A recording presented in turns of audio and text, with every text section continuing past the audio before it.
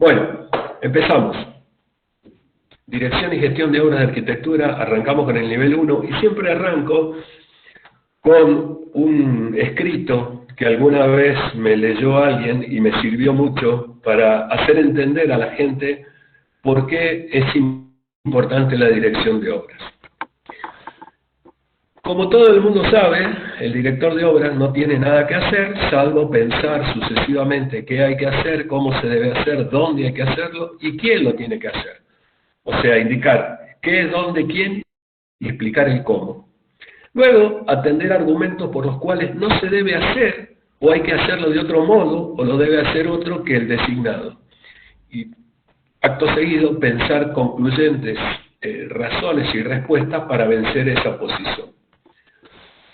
Transcurrido el tiempo que debió tardar en hacerse la cosa, verificarse si fue hecha, descubrir que no fue hecha, averiguar por qué no fue hecha, escuchar excusas de quien debió hacerla y no la hizo, y luego pensar las razones para desestimar esas excusas.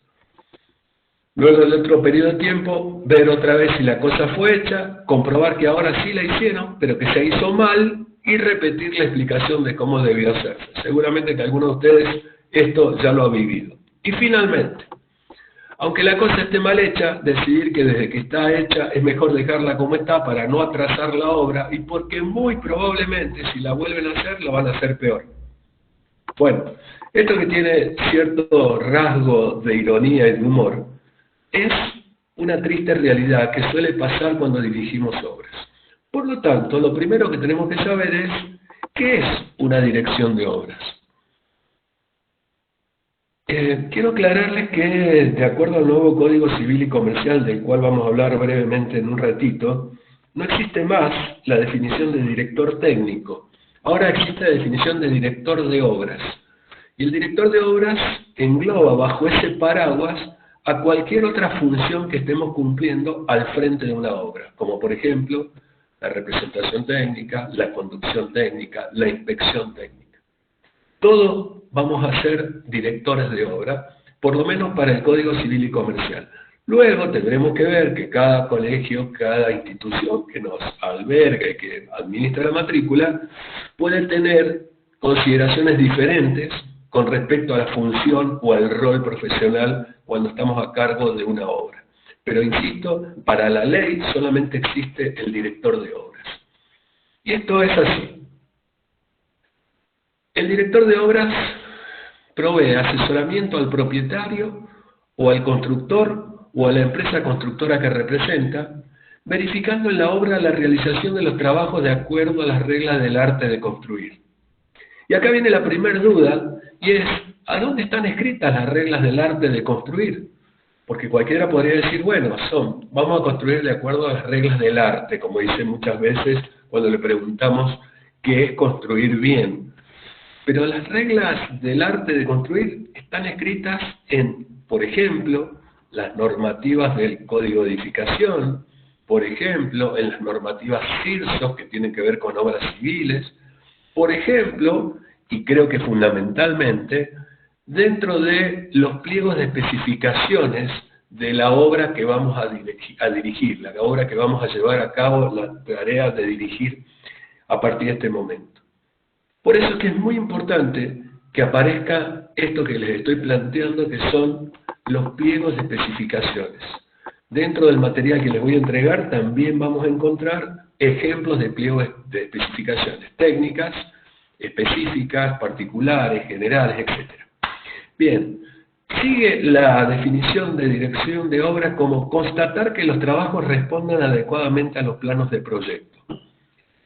Y yo quiero que ustedes sepan que, una vez más poniéndonos la mano en el corazón, la mayoría de nosotros cuando arrancamos con una obra, no tenemos totalmente cerrado el proyecto. No está el proyecto totalmente terminado. Siempre quedan cosas por ajustar, por definir, por cambiar. Y si no me creen, piensen en esto. Aquellos que construyeron y que hicieron un proyecto, cuando se terminó la obra y compararon el proyecto original con la obra terminada, ¿era igual? En la mayoría de los casos, no. Siempre hay modificaciones. Por lo tanto, lo más importante es que cuando arranquemos para dirigir una obra tengamos lo más definido posible el proyecto, porque si no es muy difícil dirigir una obra cuando tenemos que estar acomodando, modificando, agregando o sacando del proyecto original cosas. Tratar que el proyecto esté lo más terminado posible. Como les dije, habrá que contar con pliego de especificaciones. Tendremos que verificar la calidad de materiales, y esta es una atribución que nos arrogan de parte de las instituciones, y sobre todo las instituciones que manejan legalmente la situación del contrato civil que tenemos con el propietario, de verificar nosotros que los materiales estén aptos para poder ser utilizados en la obra. Bueno, acá hay que aclarar algo. Cuando un material está certificado por su fabricante, nosotros podemos quedarnos tranquilos. Por ejemplo, cuando compramos cañería para las instalaciones, cuando compramos artefactos de baño, por ejemplo, cuando compramos grifería, por ejemplo, cuando compramos aberturas. Ahora, ¿qué pasa con aquellos materiales que no tienen certificación del fabricante? Como podrían ser los ladrillos comunes, como podrían ser, por ejemplo, la tirantería para techos de madera, o los mismos machimbres con los que se suelen generar techos de madera. ¿Qué pasa en esos casos? ¿Quién es el que responde por la calidad del material? Bueno, en ese caso el que va a responder por la calidad del material, y entendiendo calidad para saber que son aptos para la obra, va a ser el director de obra. Por lo tanto, es muy importante que ustedes verifiquen como directores de obra que la calidad del material que ingresa a la obra sea la que ustedes requirieron en pliego de especificaciones. Porque si la aceptación del material luego no cumple con los requisitos mínimos necesarios de calidad, el responsable no va a ser el proveedor ni va a ser el contratista, sino que va a ser el director de obras. Después dice ejecución correcta de estructuras. Yo siempre consideré que cualquier obra, que por más pequeña que sea, amerita de un cálculo estructural. Aquello de hacer estructuras genéricas no da buen resultado. Por lo tanto, siempre es conveniente tener un cálculo estructural, una memoria de cálculo y un plano de estructuras. Y por último, dice dar las indicaciones e instrucciones, y voy a aclarar algo que lo dice el nuevo Código Civil y Comercial. Nosotros no damos órdenes. Nosotros no somos jefes como directores de obra. Nosotros tenemos a nuestro cargo dirigir la obra, pero no podemos dar órdenes, solamente podemos dar indicaciones e instrucciones necesarias para cumplir las condiciones del contrato. Y cuando digo contrato, estoy hablando del contrato no solamente de la dirección de obra, sino el contrato de ejecutar el proyecto tal cual se proyectó, tal cual se realizó, para cumplir entonces con las expectativas del comitente, del cliente. Por último, dice que las observaciones e instrucciones se asentarán en un libro de obra. Bueno, el libro de obra es un libro de obra formal que por lo general los municipios o las entidades que regulan el control de la construcción suelen solicitarnos para saber que vamos cumpliendo con cada una de las etapas. Ahora, esto sería una cuestión demasiado formal, pero a mí me parece que es mucho mejor llevar algo así como mi querido diario de director de obra, donde uno pueda ir anotando en ese diario, en esa bitácora, cada día lo que va pasando, cómo va avanzando la obra, por ejemplo, cuánta gente trabaja en la obra, cuánto rinden los materiales, cuántos días o cuántas horas se trabajan en la semana, cuánto tiempo se pierde en traslados de materiales, bueno, todas estas cosas que son menores y que para un libro de obra formal no tienen demasiada importancia, sí la tienen luego para nosotros, para poder de ahí extraer experiencias para que en la próxima obra no cometamos los mismos errores. Dicho todo esto, entonces el director de obra es responsable por la ejecución de los trabajos en obra para que se cumpla lo que dice el proyecto y los pliegos de especificaciones. Como les decía, el nuevo Código Civil y Comercial de la Nación hizo algunas modificaciones. Esto está vigente desde el 1 de agosto del 2015, o sea que hace 7 años ya. donde dice que a partir de la aceptación de la obra, la responsabilidad civil se achica, en el caso de los vicios ocultos, a 3 años. No es más los 10 años que existían en otros tiempos, en el Código Civil de Vélez Sarsfield, sino que solamente se va a extender ese plazo a 10 años siempre y cuando pueda existir posibilidades de ruina. ¿Y esto qué significa? Que la construcción, el inmueble, la propiedad, la obra que nosotros ejecutamos, haya entrado en colapso o en proceso de colapso y que pueda ser inhabitable, que no haya cumplido con el objetivo de su construcción. En ese momento es cuando se puede extender el plazo de caducidad, es decir, la responsabilidad civil por vicios ocultos. Pero, por ejemplo, antes, si aparecía una humedad en el año 8, luego de la aceptación de la obra, el cliente podía reclamar como un vicio oculto.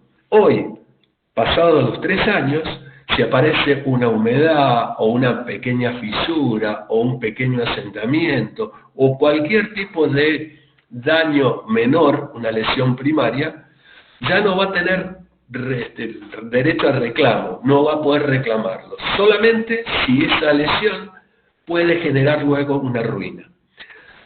Nunca se puede tomar menos de 3 años, o sea, está la obligación de la garantía por vicios ocultos es sin pactar el plazo de garantía son como mínimo 3 años. Ahora, yo podría pactar un plazo de garantía mayor, decirle, bueno, 5, 7, 8 o 10. Lo importante, y esto quiero que quede claro, que en el caso de los bienes inmuebles, al caducar a los 3 años, dentro de esos 3 años, si aparece algún vicio oculto, el cliente tiene la obligación de informarlo dentro de los 60 días de la aparición de ese vicio oculto, de ese daño, de esa lesión.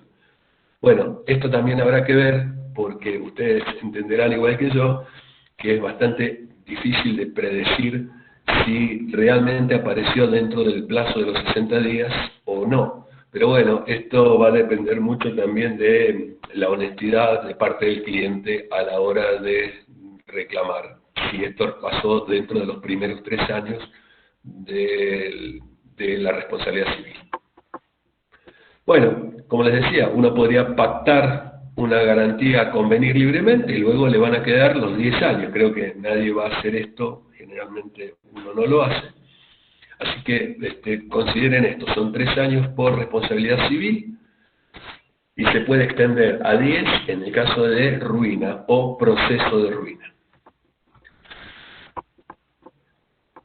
Cuando tenemos que ejecutar una obra, muchas veces la obra se realiza a través de un personal no registrado, o sea, la famosa cuadrilla donde está trabajando gente que no está registrada, porque la obra de pequeña y mediana envergadura por lo general no se contrata a través de una empresa constructora, pero vamos a ver cuáles serían cada uno de los casos. Por ejemplo, si hay que ejecutar una obra con una empresa constructora habilitada, y cuando digo habilitada es que esté registrada, que esté inscrita, que tenga su personal en blanco, que los tenga registrados tanto en AFIP como en las demás dependencias estatales que correspondan. Cuando aparece una empresa constructora habilitada vamos a necesitar entonces un director técnico o un director de obra y un representante técnico. Y acá uso la palabra técnico para diferenciar el director del representante. Pero ¿qué pasa cuando la obra a ejecutar la va a hacer una empresa no habilitada, cuando no hay una empresa habilitada? Y cuando hay una empresa habilitada es la cuadrilla, la famosa cuadrilla de albañiles, que tiene a un capataz, a un jefe, que se dedica por cuenta propia a construir, y que tiene 4 o 5 personas a su cargo, pero que no están registrados. Bien, en ese caso aparece una figura que es la del conductor técnico. La figura del conductor técnico hoy se va a considerar similar a la del representante técnico, pero bueno, vamos a avanzar un poquito para ver cuál es la definición de cada uno. En el caso de la obra constructora habilitada, el director técnico y el representante técnico son los que van a estar de un lado y del otro para poder ponerse de acuerdo en diferencias que puedan aparecer a la hora de la construcción. Pero el director técnico tiene que defender los intereses del comitente y el representante técnico tiene que defender los intereses de la empresa constructora. Como todos sabremos, cualquier empresa constructora tiene fines de lucro, por lo tanto, por ahí se mezcla un poco lo de la representación técnica con una cuestión puramente de interés comercial que pueda tener la empresa constructora. Entonces, para eso está el director de obra, el director técnico, que va a defender los intereses del comitente. Y en el caso de que tengamos una empresa que no está habilitada, o sea, la cuadrilla, la famosa cuadrilla de constructores, que no están inscritos, que se les paga por tanto. Bueno, en ese caso aparece la figura del conductor técnico, que es el profesional que va a habilitar al propietario de la obra. Atención con esto, esto es legal, le estoy planteando como fundamento legal. El conductor técnico lo que hace es habilitar al propietario de la obra para que el propietario corra con el título de constructor. Ustedes me dirán, bueno, pero el cliente mío es dentista, no es constructor. No se trata de eso. Se trata de que como constructor se va a hacer cargo como empleador del personal que tenga que no esté registrado. Pero para esto vamos a hacer una acción nueva nosotros para poder quedar afuera de esta cuestión que tiene que ver con ser empleadores de ese personal que no está registrado, que está, como se dice normalmente, que está en negro. El conductor técnico va a representar al constructor, es decir, le va a dar las instrucciones al constructor y le va a explicar al propietario, al comitente, defendiendo sus intereses, cómo se debe ejecutar y cómo está ejecutando la obra el constructor. Pero, para quedar fuera de cualquier responsabilidad que tenga que ver con lo administrativo, porque en realidad nosotros como conductores técnicos no administramos la obra, y esto es fundamental que se entienda. A veces viene el cliente y dice, mirá arquitecto, yo no quiero saber nada con los albañiles, yo quiero que vos le pagues. Bueno, mira, eso que me está pidiendo el cliente es administración. Y la tarea del director de obras es solamente una tarea intelectual, una tarea técnica, no administrativa, no comercial.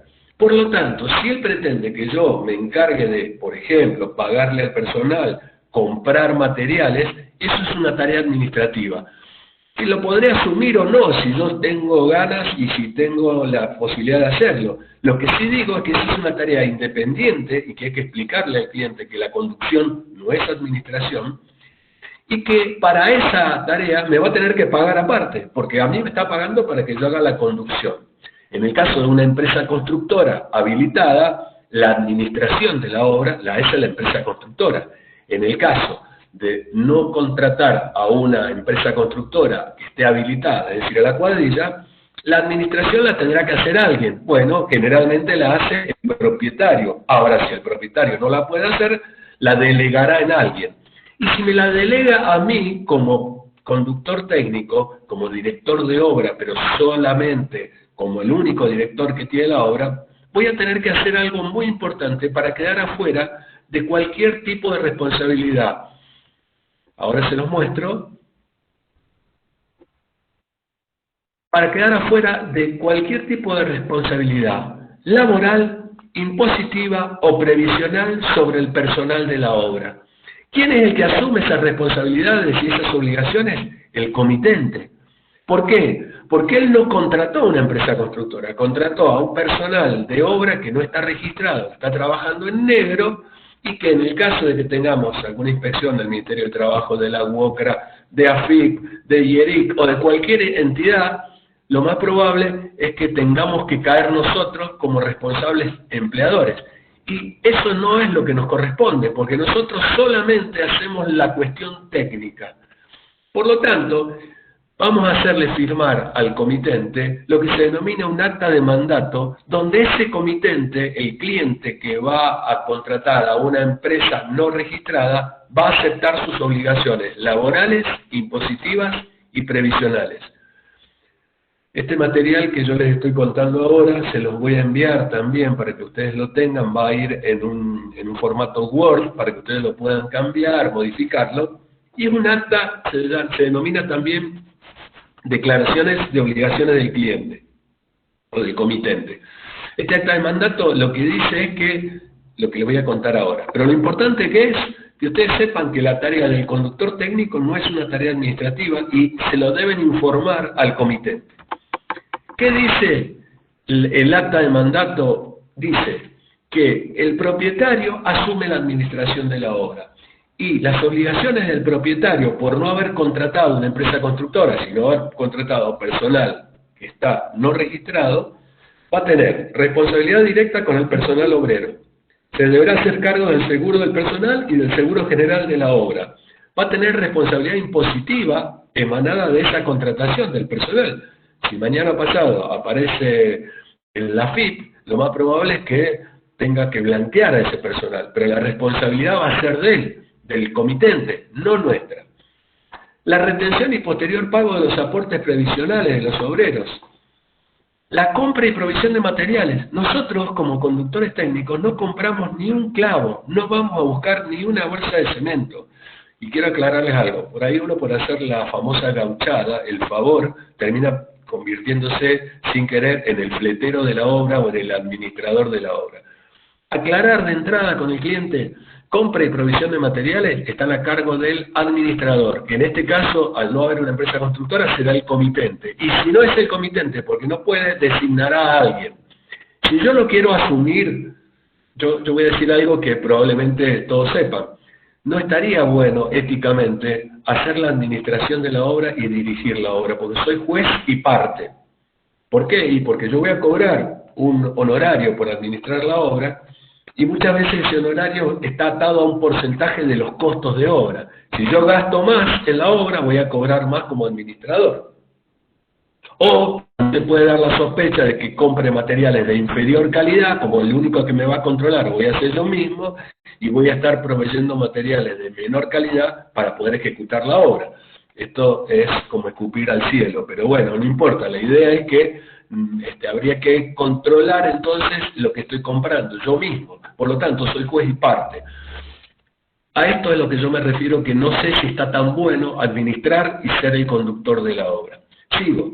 Vigilar y responsabilizarse por las condiciones de seguridad y salubridad del personal obrero. El comitente que se hace cargo de la responsabilidad emanada como constructor tiene que vigilar y responsabilizarse de las condiciones de seguridad y salubridad. Por lo tanto, tendrá que fijarse en proveerle todo lo que tiene que ver con equipos, herramientas y todo lo demás que haga falta para la seguridad del personal cuando esté en obra.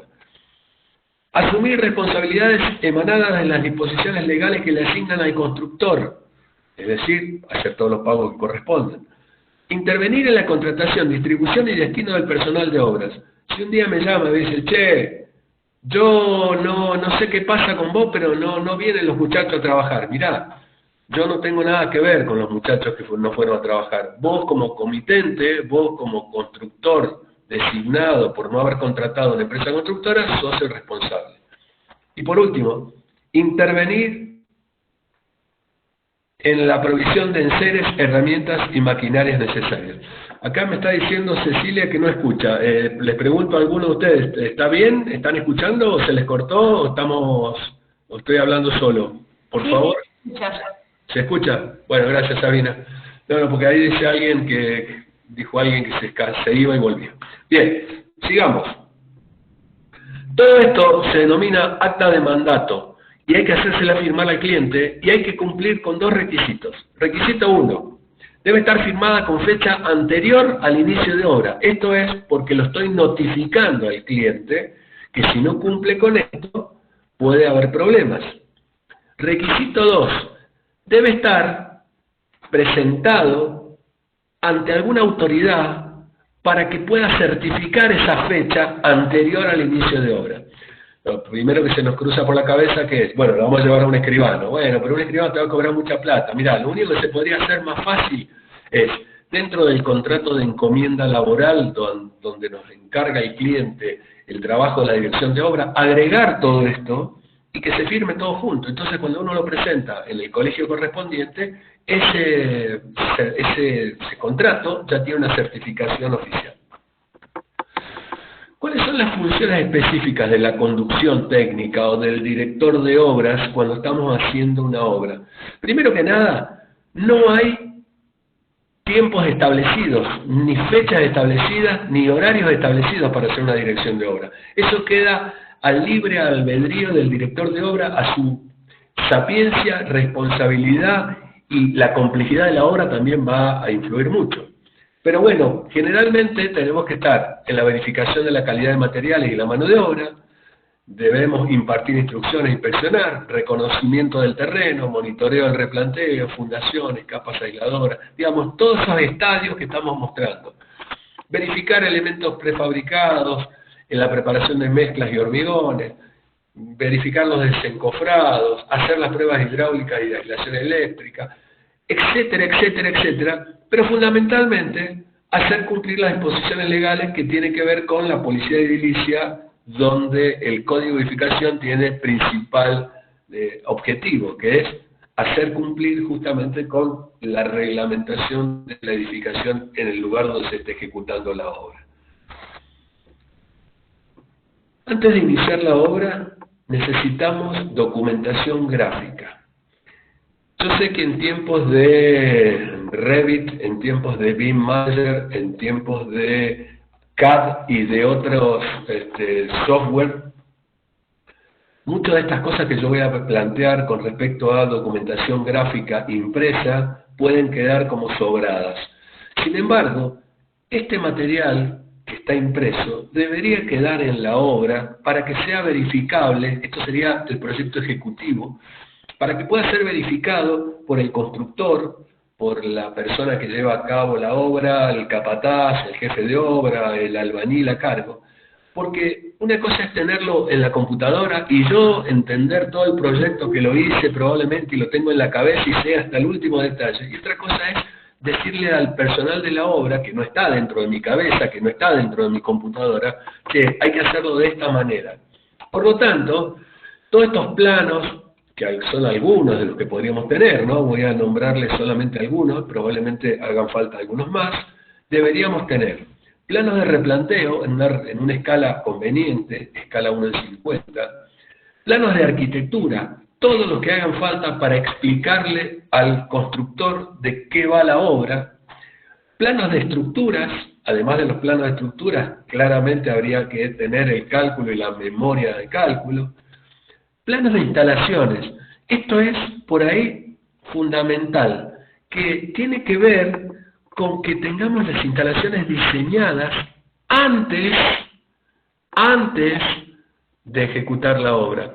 Y no llamar al plomero, al sanitarista, al electricista o a cualquiera de los instaladores para que luego que esté hecha la obra gruesa vengan y empiecen a romper por cualquier parte. Porque viste lo que pasa, vienen y empiezan a picar paredes.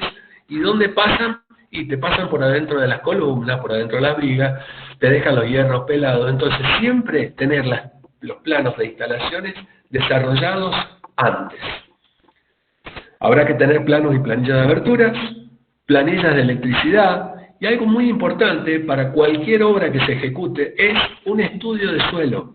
El estudio de suelo es la garantía que nosotros tenemos de que las fundaciones que se hayan diseñado para esa obra sean las correctas. Y voy a aclararles algo que vamos a avanzar un poquito más y se lo voy a volver a repetir, y es que la responsabilidad por los vicios del suelo, de acuerdo al nuevo Código Civil y al anterior también, son responsabilidad directa del director de obras. Quiere decir que si hay un colapso, la construcción entra en ruina, se hacen los peritajes correspondientes, los ensayos correspondientes, y se determina que las fundaciones no eran aptas para ese tipo de suelo, el responsable directo, por más que haya un director de estructuras, por más que haya un director que haya calculado la estructura y la haya dirigido, por más que haya todo eso y no hubo un estudio de suelo correcto, el responsable final va a ser el director de obra. Dentro de otros planos de obra o gráfica de obra, tendríamos que contar con detalles constructivos. Y acá sugiero que hagamos un corte constructivo desde las fundaciones hasta la última planta, donde aparezcan no solamente los niveles a los que están, por ejemplo, fundaciones, capas aisladoras, vigas de encadenado o vigas estructurales, vigas de fundación, niveles de antepecho, niveles de dintel, etcétera, sino también vamos describiendo en ese corte constructivo los materiales con los cuales se va a tener que ejecutar la obra. Esto es mucho más práctico para el constructor que tener planos en planta, porque el plano en planta, una vez que lo tienen replanteado y empiezan a subir, tienen que entrar a mirar cortes. Y a veces los cortes no son todo lo lógicamente gráficos como necesariamente debe tener el constructor. Por lo tanto, cortes constructivos, y no digo uno, los que hagan falta, donde aparezcan niveles en el corte constructivo y descripción de los materiales y la ejecución.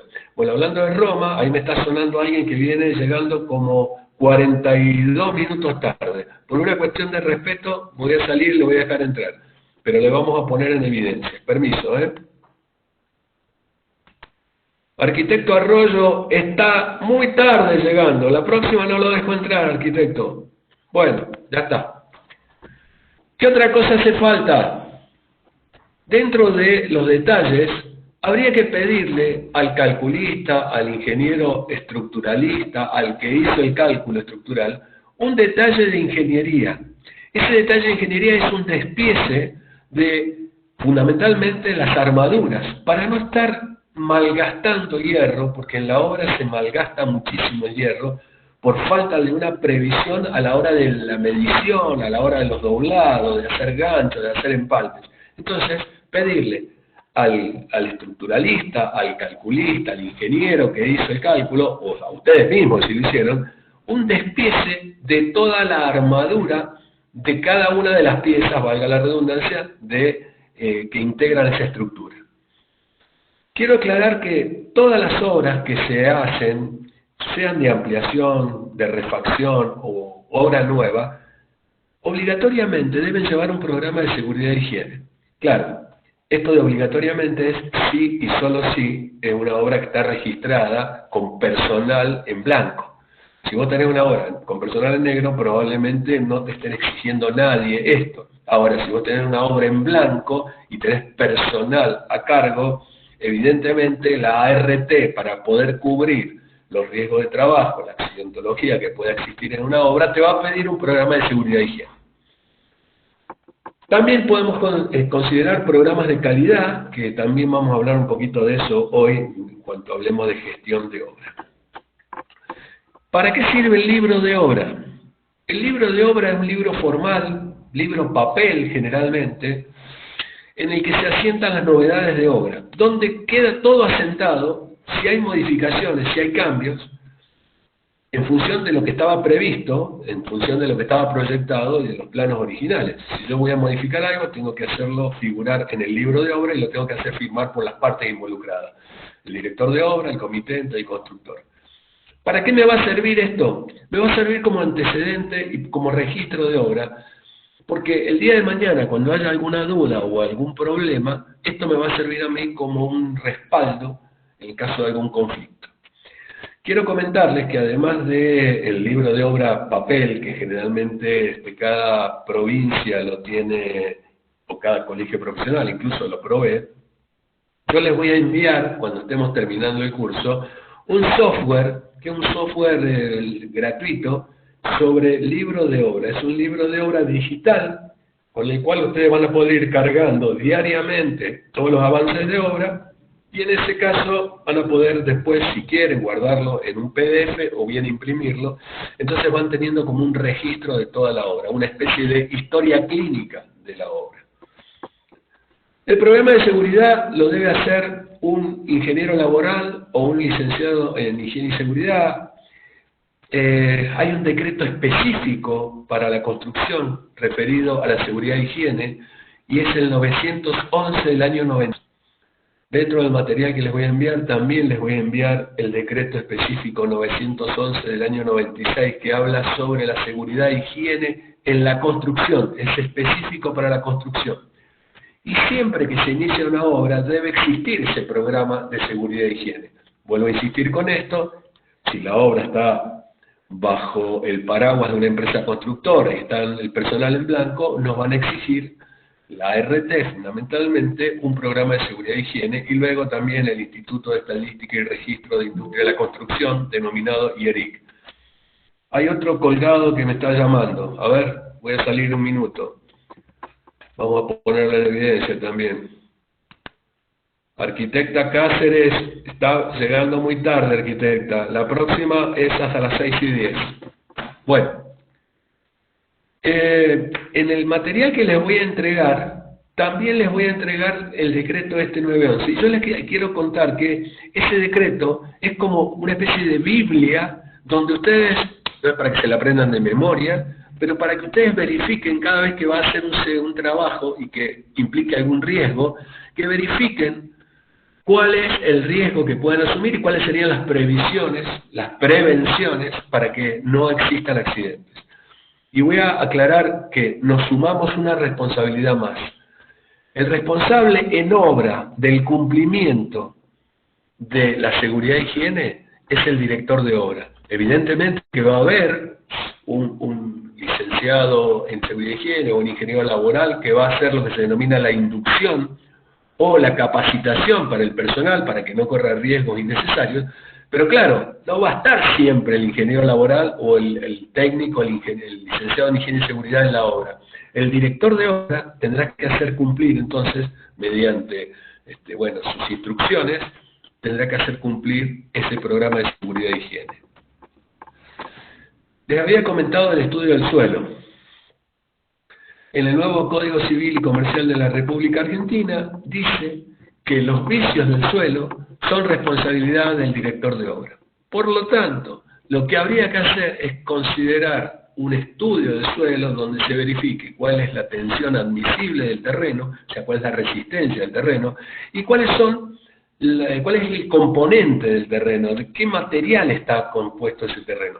¿Y por qué digo esto? Porque a veces tenemos materiales que son colapsibles, a veces tenemos otro tipo de materiales que son expansibles, a veces tenemos materiales que se modifica su tensión en presencia del agua. Por lo tanto, es muy importante hacer un estudio del suelo de manera física, sabiendo cuánto es la resistencia que puede tener ese suelo, pero también cuál es el grado de afectación en caso de que se moje ese suelo, en el caso de que tengamos algún tipo de acceso de agua o de anegamiento. Y por otro lado, ese mismo estudio químico del suelo nos puede estar dando a nosotros la pauta de algo que vamos a ver cuando estemos terminando las últimas 2 clases, suelos que son muy tóxicos, muy agresivos, que suelen contener químicos que luego pueden llegar a atacar no solamente al hormigón, sino fundamentalmente a la armadura, al hierro del hormigón de las fundaciones. Yo he puesto acá como genérico que el costo de un estudio de suelo es entre el 0,5 y el 1% del costo de obra, que hoy me parece que es hasta excesivo. Para que ustedes tengan una idea, 1 metro cuadrado de construcción, que dependiendo de dónde estemos, podrá costar más o menos, podríamos imputar ese metro cuadrado de construcción, restándoselo al proyecto, imputando ese costo a un estudio de suelo para que el cliente no diga que lo paguemos nosotros, porque de todas maneras no nos corresponde a nosotros pagarlo como directores de obra, sino que le corresponde al propietario. Todavía no empezamos la obra, pero tenemos que hacer trabajos preliminares. Estos trabajos preliminares son importantes y los tenemos que supervisar nosotros. Si bien no vamos a ejecutar nada de esto que les voy a nombrar, lo vamos a supervisar. Lo primero, cierre perimetral. Yo ahora se los enumero y después les escribimos uno por uno. Cierre perimetral, habrá que ejecutar un obrador, una casilla para el sereno, habrá que proveer energía eléctrica, proveer de agua, proveer instalaciones sanitarias provisorias o definitivas, veremos, y luego verificar dónde se van a copiar los materiales.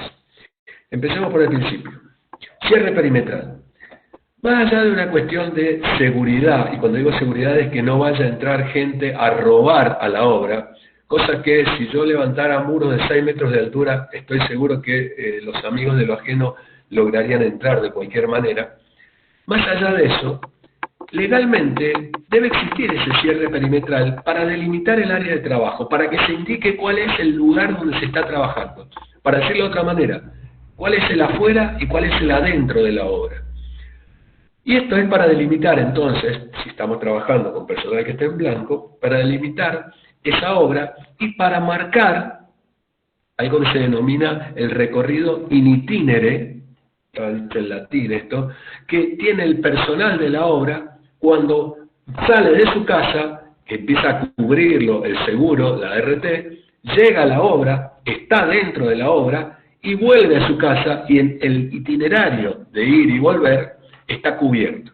Obviamente que si esa persona vive en el punto A y tiene que ir al punto B, y en vez de ir al punto B pasa por el punto C para luego llegar al punto B, probablemente si le pasa algo en el punto C, va a haber que hacer algún tipo de estudios y peritaje para ver por qué estaba en el punto C cuando le pasó ese accidente. Por lo tanto, es muy importante aclarar esto. En itinere es de la casa a la obra, de la obra a la casa.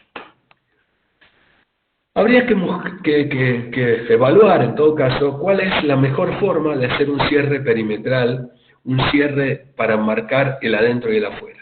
Podemos tener cierres temporarios, por ejemplo, hacerlos con medias sombras, hacerlos con chapas, con madera, con tejidos de alambre, o hacer algún cierre permanente. En lugares donde tenemos medianeras, podemos primero cerrar con medianeras y luego ejecutar la obra.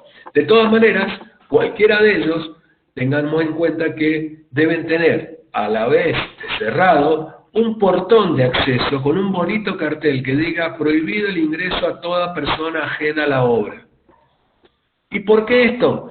Porque en realidad cualquier persona que no tenga nada que ver con la obra y que por alguna razón ingrese a la obra y pueda tener algún accidente, voy a ser responsable solidario como director de obra del accidente de esa persona. Por lo tanto, no debe entrar nadie que no pertenezca a la obra. Incluso más, incluso el propietario de la obra, el comitente, para poder ingresar debería pedirnos autorización. Según el nuevo Código Civil y Comercial, el propietario tiene derecho a ir las veces que quiera a la obra, siempre y cuando informe previamente que va a visitarla, para que cumpla con los mismos requisitos de seguridad e higiene. Con respecto al obrador, el obrador se define como un lugar donde yo voy a copiar aquellos materiales que puedan ser dañados si quedan a la intemperie, o de alguna manera sacados del lugar, porque como todos sabemos, de noche a los materiales le crecen patitas y se van de la obra. Bueno, esto dicho con cariño porque sabemos que por ahí existen hurtos, y entonces para evitar cualquiera de estas cosas, lo que vamos a hacer es poner aquellos materiales que se dañen con el ambiente, lluvia, nieve, frío, lo que fuera, o viento, guardarlos dentro de un obrador. ¿Qué características debe tener ese obrador? Primero, dimensiones de acuerdo a la envergadura de la obra. No hay un obrador tipo. En realidad, ahora podemos ver, ahora cuando avancemos les voy a mostrar que se están utilizando mucho los contenedores marinos, pero no hay un obrador tipo, porque depende de la envergadura de la obra. Nosotros podemos tener un obrador de mayores dimensiones, de acuerdo a las características de esa obra, porque a lo mejor hay que guardar mucho más herramientas, pero quizás la envergadura de la obra sea tan grande que ya en el obrador solamente guardemos materiales y tengamos aparte lo que se denomina un pañol de herramientas, donde las herramientas se guardan en un sector y en el obrador los materiales propios que se van a utilizar en la obra. ¿Qué debe tener un obrador además de las dimensiones adecuadas? Una cubierta impermeable. Cuando digo cubierta impermeable es muy importante esto, porque se supone que tenemos que protegerla de la intemperie, de la lluvia, de la nieve. Así que fijarse que sea lo más impermeable posible. De paso sirve decir que dentro del obrador deberíamos contar con un rollo de film de nylon, un nylon de 200 micrones, en caso de que tenga algún tipo de gotera o algún tipo de condensación, para poder cubrir aquellos materiales que el agua pueda dañar o pueda generarles un proceso de fraude. Debe tener un piso consolidado. Cuando digo consolidado, no es que le tenga que hacer yo un piso terminado de porcelanato, ni mucho menos. Simplemente un piso consolidado por una cuestión de limpieza. y sobre ese piso consolidado colocar o bien pallets de madera o bien tablones sobrelevados que no esté el material pegado directamente al piso. Y fíjense que es muy importante que tampoco debe estar en contacto el material, como por ejemplo los cementos, en contacto directo con la madera, porque la madera tiene una característica que es la higroscopía. La higroscopía es la posibilidad de acumular humedad durante un tiempo y devolverla al ambiente cuando las condiciones de humedad relativa ambiente varían. Si yo apoyo una bolsa de cemento sobre un tablón que a su vez absorbe humedad, la humedad se la va a transferir rápidamente al cemento. Por lo tanto, los pallets o los tablones que separan del piso el material deben estar envueltos, cubiertos con ese film de nylon que les comentaba recién. Cierre con cerraduras de seguridad. La responsabilidad debe recaer sobre una sola persona simultáneamente. En el momento que esté trabajando el personal, será el constructor principal, el contratista, el albañil en jefe, el jefe de obra, el que tendrá la llave. Cualquiera de ustedes me estará pensando, che, pero Carlos, mirá, van a ir y van a sacar una copia, no importa. Yo sé que el responsable es una sola persona y que si falta algo la responsabilidad va a recaer sobre él, porque esa llave que tiene el jefe de obra se la va a dar luego al sereno de la obra, a la persona que se va a quedar a la noche en la obra, para que él la tenga, y luego se la va a devolver el sereno a primera hora de la mañana cuando venga el constructor.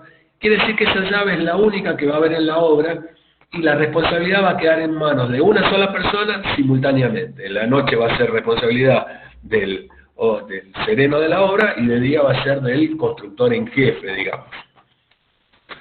Y como les dije, acceso restringido, solo personal autorizado. Lo primero que hacen en cualquier obra que tengan, sea una obra que estén haciendo con personal en blanco o estén haciéndola con personal en negro, hagan poner afuera, en la puerta de la obra, un cartel que diga prohibido el acceso a toda persona ajena a la obra. ¿Por qué? Porque cualquier responsabilidad de un daño, de una lesión, de una herida, y ni hablemos de una muerte dentro de la obra, vamos a ser responsables solidarios. Hablando de obradores, bueno, la construcción tradicional, construcción prefabricada o contenedores cerrados metálicos. La construcción tradicional es aquella que vamos haciendo con lo que tenemos, con fenólico, con chapas. Hay que tener muy en cuenta esto que son temporales, una construcción tradicional que es temporal, pero que debe cumplir con requisitos mínimos de seguridad para que no sea violada la seguridad para poder ingresar, pero por otro lado que esto no venga un viento y me lo vuele. Una construcción prefabricada podría ser cuando el constructor o la empresa constructora tiene continuidad de obra, entonces se hace fabricar mediante caños estructurales, por ejemplo, como una estructura portante, y luego lo cierra con chapa, y esto lo desarma y se lo va llevando de obra en obra. Esto sería una construcción prefabricada que en realidad la va recuperando cada vez que se va de una obra y lo puede ejecutar en otra obra nueva. Y hoy por hoy lo más utilizado y lo más común es encontrar estos contenedores cerrados, que son contenedores marinos que han dejado de cumplir con la normativa que exigen para poder llevarse o trasladarse en el mar. Y bueno, entonces están en buenas condiciones, pero no para ser contenedores marinos, por lo tanto empezamos a darle otro tipo de utilidad.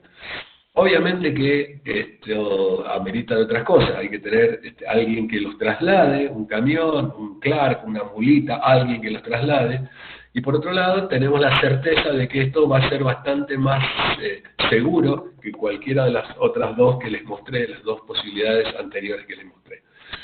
Para esto habrá que pensar también en un costo adicional en la obra, que es el del alquiler mientras se ejecuta parte de la obra. Y por uso y costumbre, lo que suele pasar es que una vez que se hace el techado de la obra, la primer planta, por lo general la primer planta, se empieza a utilizar ya el interior de la obra como obrador, como para acopio de materiales. Con respecto a la casilla del sereno, es muy importante tener en cuenta que figura en el decreto 911 cuáles son las condiciones mínimas de habitabilidad que debe tener ese sereno. Le va a exigir iluminación natural y obviamente artificial, ventilación quiere decir no que le ponga un aire acondicionado, sino que tenga una ventana que se pueda abrir para poder ventilar el ambiente. Le va a exigir que tenga seguridad, o sea, una puerta con una llave. Le va a pedir que tenga envolvente horizontal y vertical, es decir, no le puedo poner solamente un techito y que quede abierta los 4 envolventes verticales. No, le tengo que poner envolvente vertical, tiene que estar protegido de la intemperie. En este caso sí, me va a exigir que le haga un piso, al menos un alisado cementicio, un contrapiso con un alisado cementicio, por el tema de la higiene. Y las dimensiones dependerán también de las condiciones de la obra.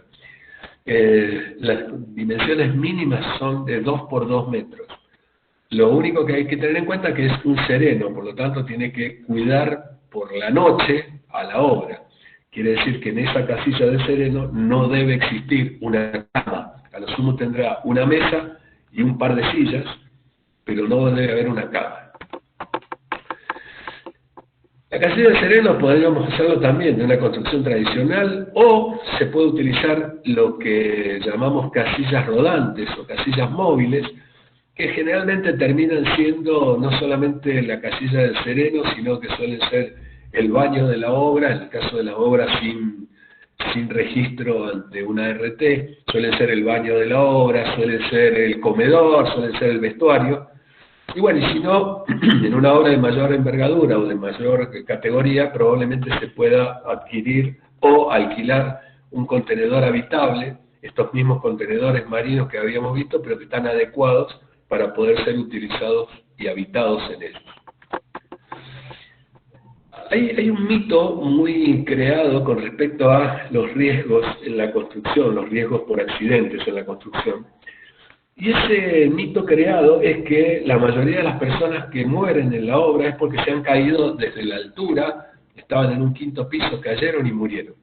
Bueno, estadísticamente, en realidad sí, por supuesto, hay muertes por caídas desde la altura, pero la mayor cantidad de muertos, estadísticamente hablando, tiene que ver con gente que se electrocutó, gente que sufrió una descarga eléctrica de 220 o de 380 que lo dejó literalmente carbonizado.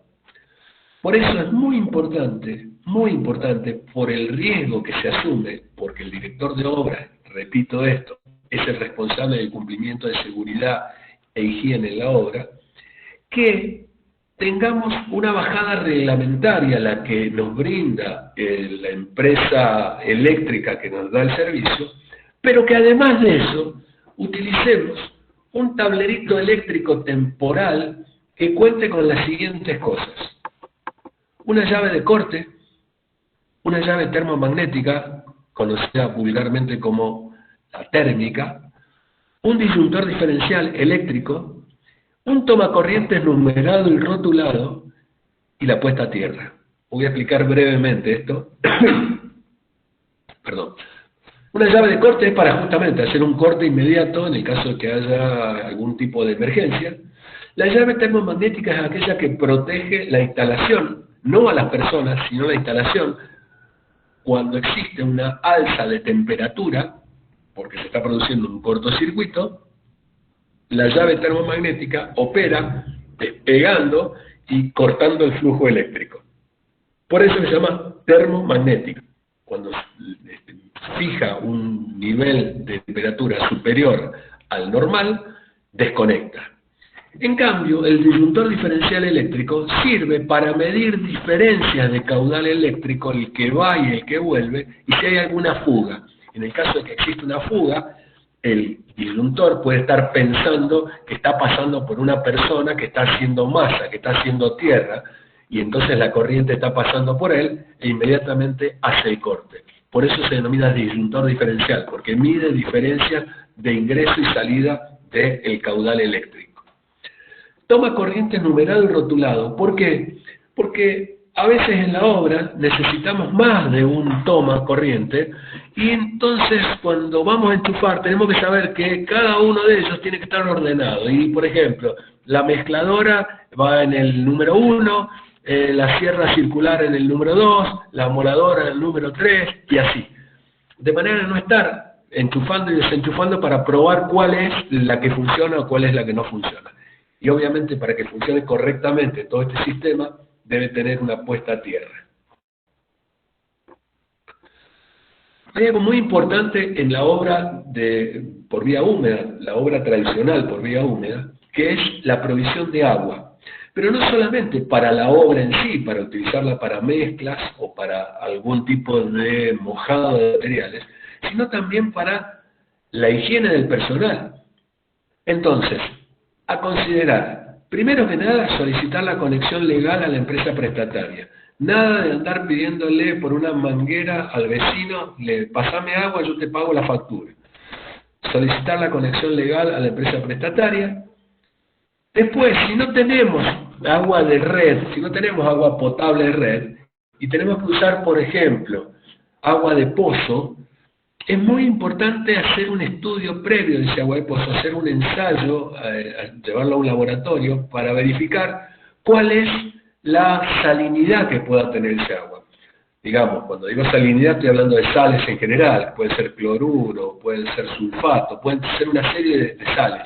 Cuando digo salinidad es que probablemente no se pueda utilizar como agua potable para beber, pero sí se puede utilizar en la obra para hacer mezclas o para mojar materiales. Pero también hay que detectar cuál es el grado de salinidad, puesto que si es un grado de salinidad muy alto, me va a dañar los materiales. En general, se estima que por cada metro cúbico de construcción vía húmeda que yo quiera ejecutar, necesito tener un acopio de 200 litros de agua. Por eso, la idea es que tengan ustedes en obra acopios de agua.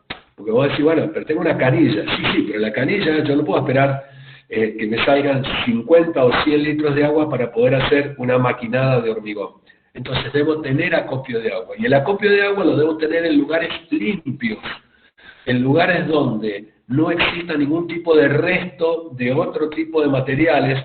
Vieron que en obra se usan mucho los tambores de 200 litros, los que vienen lubricantes, de los lubricentros. Bueno, si yo utilizo esos tambores, lo primero que tengo que hacer es hacerles una higiene, una limpieza exhaustiva para que no quede ningún resto de ningún tipo de producto que no sea el agua. Cualquier otro tipo de producto que quede ahí adentro puede generar cualquier tipo de daño luego en mezclas o en hormigones. Acuérdense, 200 litros de agua por cada metro cúbico de construcción es lo que se usa generalmente en obra. Cuando hablamos del 911, el decreto de seguridad e higiene, lo que tenemos que pensar es que hay que proveer un baño al personal de la obra. Y esto, entiéndase bien, acá aparece en el artículo 24 del viejo, yo digo viejo porque fue hecho en el 96 y esto después se actualizó, decía que por cada 15 trabajadores, y acá hacía la diferencia entre trabajadores masculinos y femeninos, cada 15 trabajadores necesitábamos un inodoro a la turca, un mingitorio, 2 lavabos y 5 duchas con agua caliente y fría. Bueno, quiero aclarar que yo en mis 35 años de arquitecto no he visto más que en 2 obras, pero muy importantes, que tenían duchas.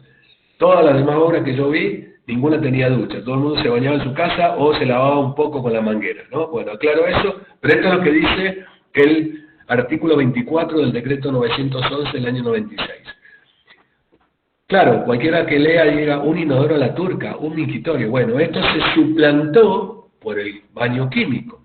Pero lo importante es que cada 15 personas debemos tener un baño químico. Ahora, si tuviéramos, por ejemplo, 14 personas del sexo masculino y una persona del sexo femenino, debería tener 2 baños químicos. Uno para ella y otro para él.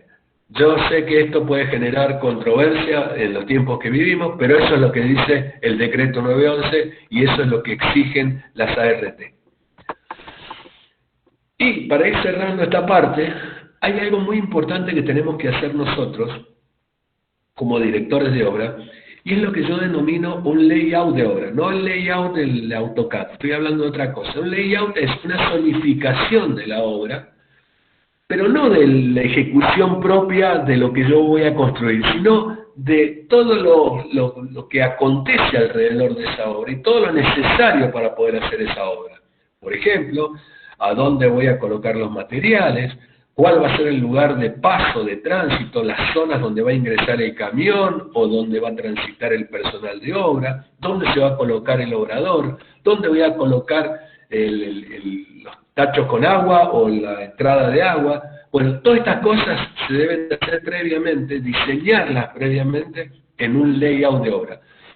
Insisto con esto, no tiene que ver con la obra propiamente dicha, con lo que voy a construir, sino con todas las condicionantes que me va a provocar esa obra para poder yo llevar a cabo la obra con orden y limpieza. Y acá, una máxima de cualquier director de obra. Una obra limpia y ordenada es una obra segura. Tengan esto en cuenta, porque cuando la obra se empieza a deteriorar porque empieza a ser una montaña de escombros por un lado, que ya no se puede atravesar porque tenemos que pasar por encima de la montaña de arena, porque bajaron los ladrillos y tengo que hacer todo un tránsito para poder llegar. Bueno, esa obra suele tener luego mucho más riesgo de que existan accidentes y obviamente demoras que van a hacer que la obra se termine mucho más adelante en el tiempo. Fíjense esto, esta es una foto que saqué de una obra de un colega nuestro, que por supuesto está, para mi gusto está mal, porque el muchacho acopió todo en la vereda, ¿no? Si bien no existía una vereda tradicional, no había cordón cuneta, esta era una obra en una zona turística, pero acopió todo donde caía. Y entonces cuando empieza a llover, y como verán, esto tiene una importante pendiente, arena gruesa, arena fina, granza, ripio, todo esto se va a lavar y se va a empezar a escurrir por ahí. Y ni hablar del acopio de los ladrillos están acopiados ya directamente en la calle, ni siquiera en la vereda. Bueno, todo esto está mal.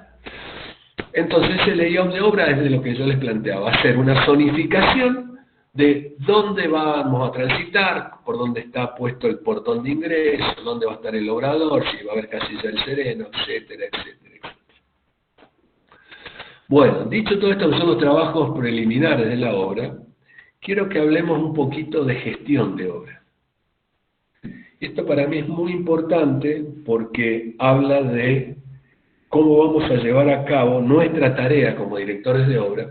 Pero antes de esto, y para que yo pueda llegar a mostrarles a ustedes el cambio de paradigma que pretendo que tengamos todos como directores de obra, tengo que explicarles algunas cositas con respecto, por ejemplo, a la calidad.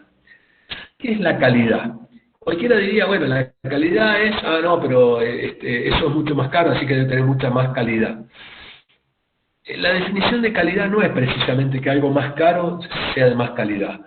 Por ejemplo, yo les voy a plantear algo. Si yo comparase un auto de altísima gama, estos que ahora se manejan solos, con un Jeep de los que... Ahí viene el muchacho haciendo cortes con su moto, acaba de pasar. Bien, un Jeep con estos Jeep de la década del 40, los que se usaban en la Segunda Guerra Mundial, que probablemente alguno vea, todavía existen, los Jeep Willys, que eran, en ese momento no se decían 4x4, se decían doble tracción. Si yo comparase uno con otro, cualquiera me diría, no, bueno, pero estos autos que se manejan solos tienen mucha más calidad. Y yo les diría, depende para qué. Porque, por ejemplo, si con alguno de estos autos que se manejan solos yo quisiera escalar una montaña, cuando digo escalar es trepar con el auto una montaña, y probablemente ese auto no escalaría, no subiría una montaña.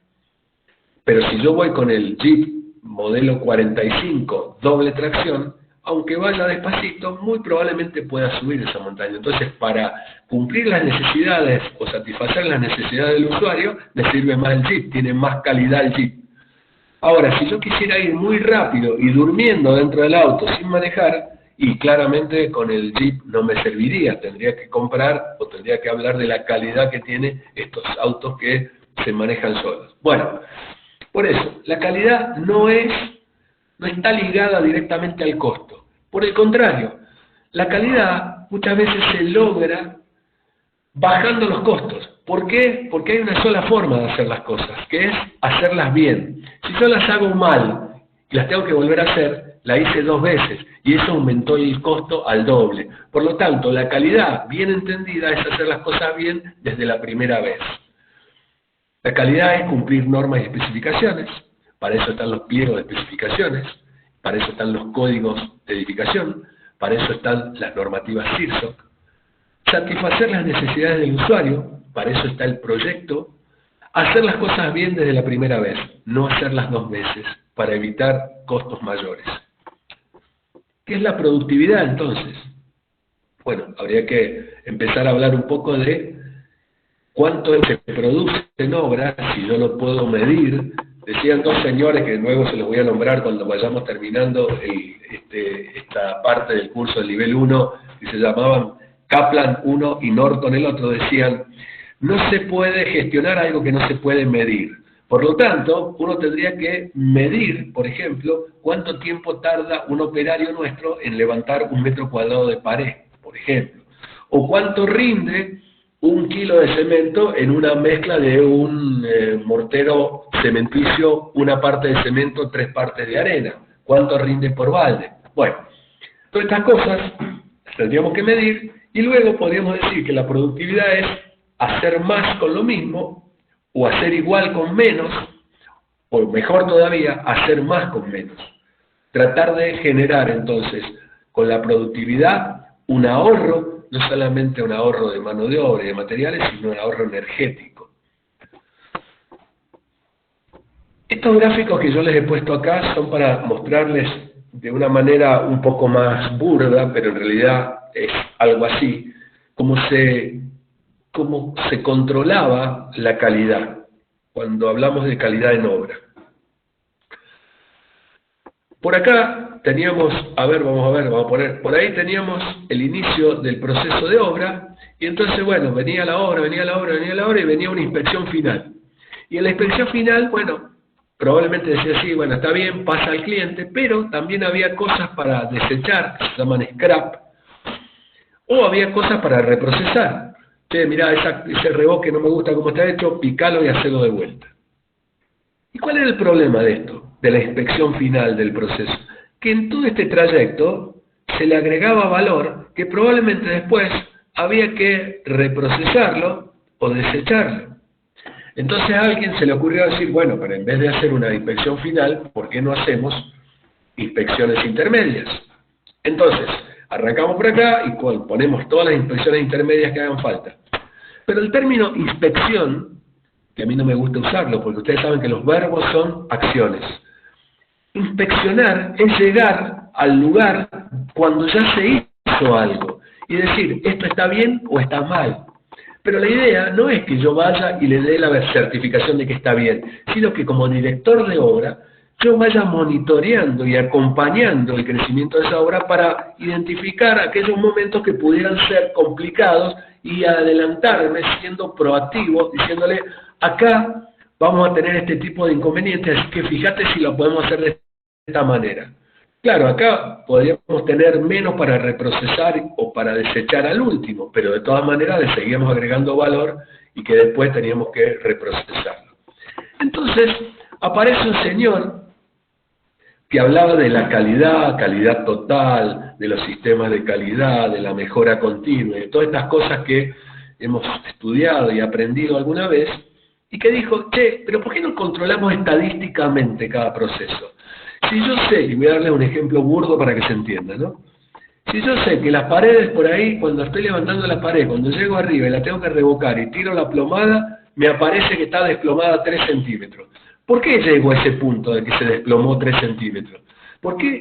Y porque no le hice un control en el camino, pero además, sabiendo que eso pasa, yo tengo que hacerle el control del proceso. ¿Cómo sería el control del proceso? Bueno, mirá, voy a poner las reglas para poder levantar esa pared, pero cada 3 o 4 hiladas yo voy a volver a controlar el aplomo de esa pared, porque seguramente que cuando vamos subiendo con el hilo, con la tanza, para poder llevar el nivel y el plomo, se puede estar corriendo la regla, por mejor fijada que esté. Por lo tanto, para evitar que tenga después que cargar con mucho reboque para poder aplomar esa pared, cada 3, 4 hiladas voy a ir verificando que no se me haya corrido el plomo. Eso sería un control estadístico de procesos en un ejemplo muy burdo, pero imagínense todos los procesos que existen en la obra que debería ir controlándolos paso a paso. Pero resulta que este mismo señor dice, bueno, pero en realidad lo que hay que controlar no es la acción, sino el proceso. ¿Cómo el proceso? Bueno, porque si la persona ya tiene identificada de qué manera ir controlando cada uno de esos procesos, no va a hacer falta que después esté controlando, que yo le vaya diciendo como director de obra, tenés que fijarte bien que no se te vaya corriendo la pared de plomo, porque si él lo tiene internalizado, ese proceso de ir verificando cada 2, 3 o 4 hiladas que no se le mueva la regla, probablemente la obra avance tranquilamente y no tengamos ningún tipo de complicaciones. A esto es lo que se llama método de control de procesos. Y si cualquiera de ustedes me está escuchando lo piensa, en realidad levantar una pared, hacer un revoque, hacer una fundación, tiene procesos cronológicos, secuenciales, similares, amén de que se utilicen distintos tipos de materiales, distintos tipos de dimensiones, distintos tipos de tipologías, valga la redundancia de tipos de tipología. Los procesos de ejecución son similares. Por lo tanto, lo que tendríamos que hacer es controlar el proceso y no la ejecución propiamente dicha, el objeto, la obra propiamente dicha, sino que el proceso se vaya cumpliendo. Esto que yo les planteo se denomina mejora continua. ¿Y por qué se denomina mejora continua? La gestión de control de procesos me va a dar a mí la experiencia para saber que la próxima vez que haga una tarea la puedo mejorar. Había un señor que fue uno de los creadores de esto de la calidad total, como se suele denominar, o los sistemas de aseguramiento de la calidad. Un señor que era de Estados Unidos, que se llamaba Edward Deming, y que se le ocurrió este tema del control de procesos. Bueno, Estados Unidos en ese momento no le dieron mucha importancia a lo que él decía, y entonces emigró a Japón, solicitado por algunas empresas japonesas que estaban resurgiendo de aquella época, después de la posguerra, y empezaron a aplicar las metodologías que él proponía. ¿Y qué lograban de esta manera? Hacer las cosas con un costo inferior, porque las hacían una sola vez controlando los procesos, pero además aprendiendo de cada uno de esos procesos y haciendo lo que se denomina una reingeniería del proceso para sacarle un poco más de jugo, para ahorrar en tiempos, para ahorrar en materiales y para ahorrar sobre todo en el producto final, pero que saliera con la misma calidad que podíamos obtener si hacíamos las cosas mal. Y yo les voy a plantear un par de imágenes a ustedes mentales para que lo piensen. ¿Vieron cuando pasan por una obra en construcción y empiezan a ver que traen un volquete, un container para los escombros? Y uno se pone a pensar y dice, che, pero esta es una obra que están comenzando nueva. ¿Cómo puede ser? No es una obra de demolición, es una obra nueva de construcción. ¿Cómo puede ser que hayan tirado materiales, hayan desechos? Bueno, lo que pasa es que cuando no está bien controlado el proceso, existen excesos de material o mala utilización de esos materiales, o se ejecutan materiales o mezclas o hormigones de manera incontrolable que después terminan tirándose. Todo esto es para explicarles a ustedes que fundamentalmente la tarea del director de obras tiene que ser la del monitoreo, la del acompañamiento proceso por proceso de cada uno de los procesos de obra. Cuando hablamos de gestión de obra, lo primero que tenemos que pensar es capacitar a los recursos humanos. Nuestras manos en la obra, como director de obra, son los operarios, los obreros, los albañiles, los constructores, los plomeros, los electricistas. Yo tengo que capacitar a ese personal. Si yo no lo capacito y ellos vienen trabajando quizás por uso y costumbre, por practicidad, y probablemente es como me decía un albañil viejo que yo solía tener hace mucho tiempo atrás en Córdoba, me decía, usted me va a enseñar a mí, arquitecto, yo tengo 40 años de obra y usted se la ha pasado dibujando. Claro, le digo, pero usted hace 40 años que viene haciendo lo mismo y mal, que no es lo mismo tener experiencia que hacer lo mismo. Entonces, capacitar a los recursos humanos nos va a nosotros a optimizar la tarea. Vamos a gestionar de manera más relajada, con personal idóneo, con personal que sepa conceptualmente, no tanto prácticamente, porque en la práctica yo no le voy a enseñar cómo agarrar un balde o cómo agarrar una cuchara, pero sí le voy a enseñar cómo puede hacer para que le rinda más un material. Por eso digo, optimizar los recursos genuinos. Esto me va a dar la eficiencia de la gestión y, obviamente, una cuestión obvia, el cliente va a quedar satisfecho. Y si el cliente queda satisfecho, me va a recomendar a mí. Y si yo soy recomendado, seguramente voy a estar dentro de un ámbito donde la competitividad puede ser muy importante, pero si yo voy recomendado y estoy haciendo las cosas bien, voy a tener rentabilidad, voy a generar ingresos importantes, voy a mantener mi flujo de trabajo. Pero siempre, siempre, siempre acordarse de este término, reingeniería. Reingeniería es pensar de nuevo cómo hice las cosas. Por eso mi querido diario de director de obra está bueno para ir anotando ahí todo lo que voy haciendo y pensar en qué lugares podría mejorarlo. El concepto de la mejora continua, el concepto de hacer las cosas un poco mejor en menos tiempo y con menos recursos económicos. ¿Por qué tengo que poner en marcha un plan de calidad? ¿O cómo? ¿Cómo empezar con esto? Bueno, primero que nada, hablar con el personal y aclararle cuáles son las razones por las que yo quiero poner en foco esto. Porque quiero hacer las cosas mejor, porque quiero capacitarlos, porque quiero que no haya tanto desperdicio en obra, porque quiero que rindan los tiempos. Pero primero, para saber cómo estoy, tengo que evaluar cuál es la situación que tengo, cómo trabaja el personal, cómo estoy avanzando en la obra, si voy cumpliendo con las prerrogativas y con el programa de obra. Tengo que analizar cuáles son las causas por las cuales estoy cumpliendo o no estoy cumpliendo. Establecer después las medidas que sean correctivas de esas cosas que están mal y ponerlas en marcha y ponerme a evaluar de nuevo si los resultados fueron satisfactorios. Porque a lo mejor, y esto suele pasar cuando vas al médico y te dice, bueno, te voy a dar esta pastilla, vamos a probar una semana. Si no pasa nada en una semana, volvé que te voy a cambiar la medicación. Bueno, esto es más o menos parecido. Yo puedo establecer medidas correctivas que no funcionan, porque si la evalúo y me doy cuenta que sigo igual que antes, o peor que antes, voy a tener que volver a cambiar. Y otra cosa que es muy importante es tratar de estandarizar los procesos. Estandarizar es explicarle al personal de la obra de qué manera deben hacerse los procesos. Para eso está el tablero de comando, que les voy a compartir también y que se los voy a enseñar a usar en la cuarta clase, cuando estemos dentro de 3 semanas, la cuarta clase, les voy a enseñar a usar el tablero de comando. Habrá que repasar y reflexionar sobre los problemas restantes, planificar para el futuro, y esto que les planteo del tablero de comando, vamos a elaborar instructivos de trabajo, vamos a elaborar procedimientos de trabajo, listas de comprobación, vamos a hacer un seguimiento de esos procesos y la evaluación, y muy importante, una vez que terminemos nosotros de dirigir una obra, lo más importante es seguir vinculados a esa obra que se terminó y se entregó, para ver cómo se comporta esa obra en el tiempo.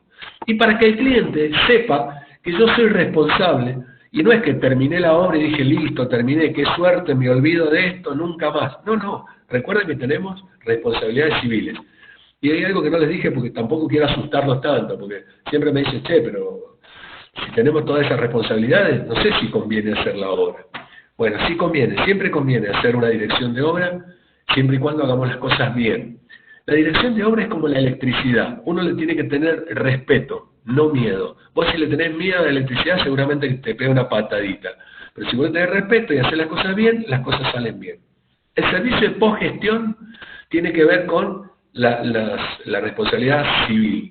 La responsabilidad civil sobre la obra es que yo voy a responder económicamente en el caso de que tenga algún tipo de daño esa obra. Ahora, hay otra responsabilidad que es la responsabilidad penal. Y la responsabilidad penal no se arregla con plata, se arregla con dedos pintados en la comisaría y rejas de barrotes atrás de la cual puede estar el director de obra. Así que, en lo posible, hagamos las cosas bien, hagamos un servicio post-gestión para poder tener en claro de esta manera cuál es el comportamiento de la obra a lo largo del tiempo y si existe algún tipo de lesión, de daño o de posible camino a la ruina, sepamos cómo atacarla preventivamente. Y para cerrar esta parte, necesitamos, como les dije, herramientas. Esas herramientas tienen que asegurar antes de iniciar la obra, monitorear durante la ejecución de la obra y verificar después el resultado de la gestión. ¿Esto qué significa teóricamente? Significa que yo tenga todo registrado, que aseguren antes de iniciar la obra que tenga todo en marcha para poder ejecutar la obra. Simplemente con decirles que tener el proyecto terminado no es la única parte que me hace falta todo el tramiterío previo, más todas las acciones necesarias para poder ejecutar la obra que no tienen que ver con la obra en sí, como ya les dije, los trabajos preliminares. Que monitoreen durante la ejecución de la obra. Alguien que vaya chequeando los procesos de obra para que, de manera cronológica, vayamos haciendo las cosas bien, sin saltearnos nada. Y que al final verifiquen el resultado de la gestión. Verificar, en este caso, como una especie de lista de comprobación, que todo lo que se había planteado se hizo de manera adecuada y con la calidad requerida. Es muy importante este cuadrito que les acerco acá, porque en realidad acá se basa el cambio de paradigma. El cambio de paradigma que estamos buscando nosotros tiene que ver fundamentalmente con quitarnos de la cabeza esa acción de la inspección de obra, que es llegar a la obra después que se ejecutó algo y decirle, esto está bien o esto está mal, hacelo de nuevo. Lo que necesito es controlar los procesos. ¿Cómo es el tradicional, que está rojo, que está el que queremos descartar, el que propongo ir dejando de lado en el tiempo que se pueda, lo antes posible? El tradicional apunta a la inspección, esto de llegar después que se hizo algo. Voy a poner un ejemplo burdo, otra vez. Llego cuando se está desencofrando una columna, y cuando la desencofro me doy cuenta que está desplomada 5 centímetros. Entonces le digo al constructor, volteala y hacela de nuevo. Esto implica costo de materiales, costo de mano de obra y un recurso que es irrecuperable, que es el tiempo que llevó a hacer eso y ahora demolerlo y hacerlo de vuelta. Por eso la inspección como tal, dejémosela a los inspectores de las entidades como el Instituto Provincial de la Vivienda o el Fondo Nacional de la Vivienda o donde trabajen, que tengan que ir a certificar para los pagos, pero no para la dirección de obra. La dirección de obra necesita un monitoreado del control de procesos, lo que está en verde. Tradicional compara el producto con las especificaciones. O sea, se fija, y cosa que por ahí también he criticado mucho, en los pliegos de especificaciones te dice, bueno, y se tolerará un desplome del muro de H sobre 10. Y vos decís, ¿por qué tiene que tener un desplome el muro? Si lo estás haciendo nuevo, ¿por qué le va a tolerar un desplome? ¿Por qué se va a poder desplomar 3 centímetros si yo necesariamente tengo que hacerlo bien? Imaginen esto mismo en la industria automotriz. Bueno, y se permitirá que la puerta de la Toyota Hilux tenga un desplome de 1 sobre 10. Entonces vos cerrás la puerta de la Hilux, o no te cierra, o te queda abierta y te entra agua cuando llueve. No es así. Bueno, en la construcción parece que eso estuviera permitido. Y a mí me parece que está mal. No hay que comparar el producto con las especificaciones, sino comparar los resultados del proceso con resultados pasados. Porque como me decía un ingeniero muy amigo, me decía, mira Carlos, la experiencia es aprender de los errores propios, y la sabiduría, aprender de errores de otros. Seamos sabios, aprendamos de errores de otros. Por lo tanto, lo que estoy planteando es que, en el peor de los casos, llevemos nuestra bitácora, nuestro librito de mi querido diario de director de obra, y voy comparando lo que hice en una obra anterior con lo que estoy haciendo en esta. Y donde encuentro un cuello de botella, donde encuentro algo que me salió mal, digo, che, pará, acá esto está mal, lo voy a tener que hacer de nuevo, pero mejor. Así que voy a verificar que en el pasado lo hice de esta manera, vamos a ver cuál es el proceso mejor para poder hacerlo de una manera más eficiente. El tradicional es externo al proceso. Y esto tiene mucho que ver con la actitud del director de obra. Hay muchos directores de obra que dicen, no, mira, yo contraté con el comitente, voy 2 veces por semana a la obra y nada más. Y en realidad, en la obra, hay momentos que vos tenés que estar, no 2 horas, tenés que estar todo el día en la obra porque son los momentos cruciales de la obra. Y bueno, podés decirle, yo voy a ir solamente 2 horas porque es lo que contraté. Porque en realidad vos vas a ser el responsable de los resultados de eso. Por lo tanto, el externo al proceso, el que está fuera del tiempo, dice, no, mira, yo voy, me doy una vueltita y lo que está bien, bien, y lo que está mal, que lo hagan de vuelta. Me parece que es un modelo que está obsoleto, que está prescripto. Tenemos que ser internos del proceso. Cualquiera de ustedes se estará preguntando, che, pero yo no puedo estar todo el día en la obra. Bueno, tenés razón, porque vos tenés que estar buscando a otros clientes, tenés que estar buscando otro trabajo. Ahora, podés poner a una persona en la obra que sea tus ojos y tus manos, que no levanta paredes, ni revoca, ni trae materiales, ni nada de eso, pero que está controlando cosa por cosa que vos no podés controlar. Y ustedes también pensarán, bueno, pero esa persona hay que pagarle, seguramente que sí, pero esa persona que le vas a pagar te va a ahorrar mucha plata por tenerla que por no tenerla.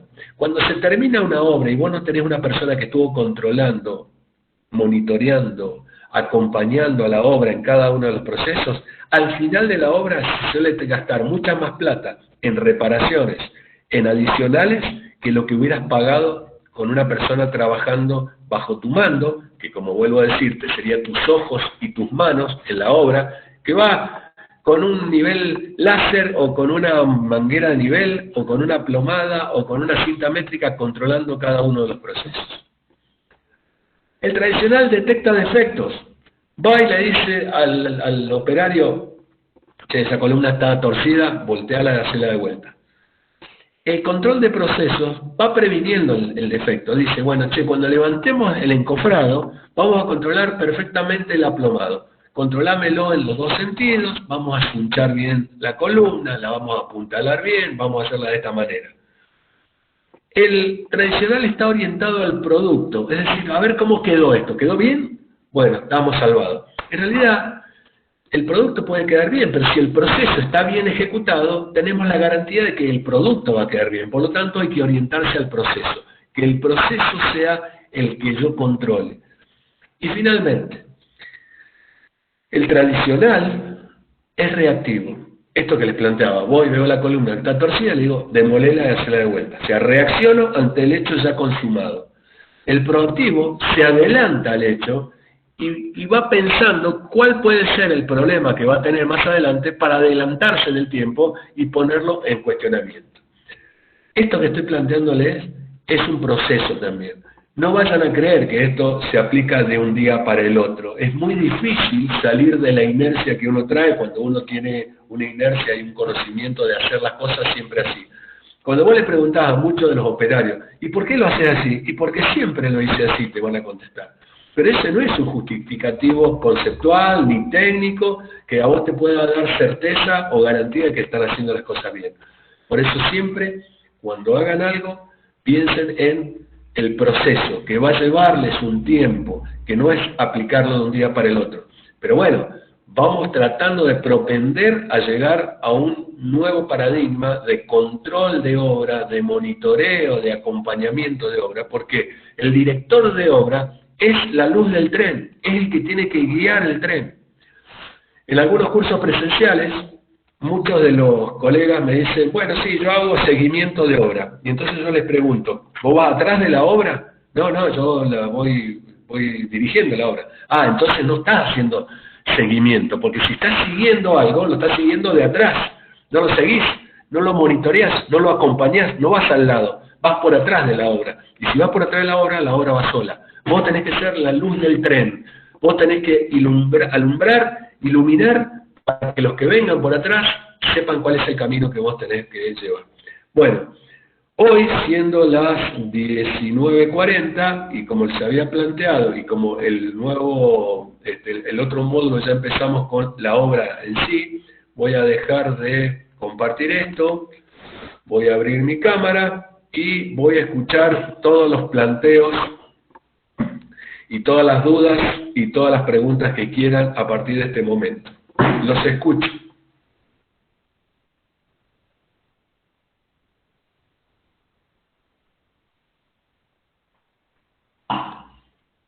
Hola, hola. ¿Están por ahí, no? Sí, están todos por ahí. ¿Qué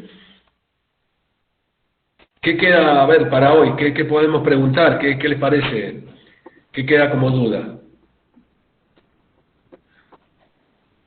¿Nadie se anima a preguntar nada? No. Bueno, les voy a contar algo. A ver, el costo del estudio de suelo corre por cuenta del comitente o de la constructora. Palabra mágica, Yamila, depende. En general, en una obra pequeña es el comitente, en una obra importante es la empresa constructora. Voy a explicarles algo importante, que tiene que ver con cómo es el aprendizaje que tenemos nosotros, y esto para aplicar ese modelo que yo les planteé recién como paradigma para poder controlar o dirigir una obra. El proceso cognitivo de los seres humanos pasa por 4 estadios, cuatro estadios. Parece un juego de palabras, pero se los voy a explicar después para que se entienda. Los procesos son los siguientes, cronológicamente: inconsciente incapaz, consciente incapaz, consciente capaz, inconsciente capaz. Ahora vamos de vuelta, parece un juego de palabras, pero no es. A ver qué me está preguntando, ¿qué opinión tiene usted de los Gantt o los Project? La mejor, Daniel. No, o sea, en realidad, incluso dentro de la segunda parte del nivel 2, yo les voy a pasar a ustedes un software también, que es una mezcla entre un Project y un Gantt, para que lo tengan también como adicional, si quieren programar la obra ahí. Bueno, Daniel, te dije, Darío, no Daniel, Darío. Vamos de vuelta. Inconsciente incapaz, consciente incapaz, consciente capaz, inconsciente capaz. Juego de palabras, pero no es así. Inconsciente incapaz. Alguno de los que está por ahí seguramente es mamá y debe tener a un bebé, quizás un bebé de menos de 1 año, menos de 2. Y viste que a los bebés les suelen... Chao, Cristian, hasta luego, te saludo. Viste que a los bebés suelen regalarles zapatillitas o les suelen regalar con cordones. El bebé no sabe atarse los cordones, pero tampoco sabe para qué sirven los cordones. El bebé ni sabe que son zapatos. Eso es el estadio inconsciente incapaz. No sabe para qué son los cordones, pero tampoco sabe atárselos. Cuando empieza a crecer, tendrá 5 o 6 añitos, el tipo se da cuenta cuando tiene los cordones desatados, más porque el padre o la madre le dice, tiene los cordones desatados. Ya es consciente de que tiene los cordones desatados, pero no tiene la motricidad fina para poder atárselos. O sea, es consciente, incapaz. Superado un tiempito, y cuando la gente, los papás generalmente, o los hermanos mayores le empiezan a enseñar, el tipo con mucha delicadeza y preocupación se pone y lo hace al nudito y al moñito, y entonces ya es consciente, capaz. Está consciente de que el cordón está desatado y es capaz de atárselo. Pero lo hace con mucho detenimiento. ¿Por qué? Porque necesita estar atento y mirando cómo lo hace. Y el último estadio es inconsciente capaz. ¿Cómo inconsciente capaz? Bueno, yo a cualquiera de ustedes les diría, desátese el cordón, si tienen cordones en los zapatos, cierren los ojos y átenselos sin mirar. Y estoy seguro que lo pueden hacer. ¿Por qué? Porque ya internalizamos esa mecánica de poder atarnos los cordones automáticamente. Y esto mismo pasa cuando aprendes a manejar.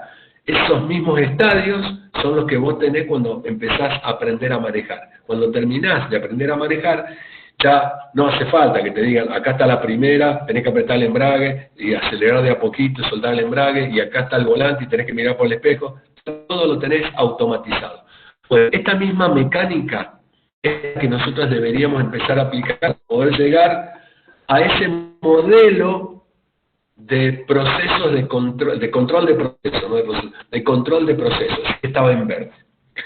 A ver, me está preguntando, Fernando Daniel, ¿cuánto es el porcentaje por administración de una obra de menor complejidad? Ejemplo, vivienda de 140 metros cuadrados.